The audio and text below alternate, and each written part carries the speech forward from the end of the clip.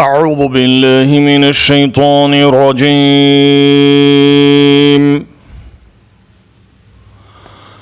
بسم الله الرحمن الرحيم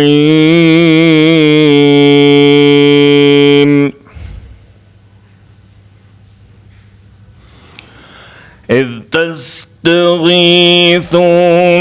ربكم فاستجاب لكم أني ممدكم بألف من الملائكة مردفين। और वो मौका याद करो जब तुम अपने रब से फ़रियाद कर रहे थे, जवाब में उसने फ़रमाया कि मैं तुम्हारी मदद के लिए पे दर पे 1000 फरिश्ते भेज रहा हूँ। Remember when you asked help of your Lord and he answered you, indeed I will reinforce you with 1000 from the angels following one another.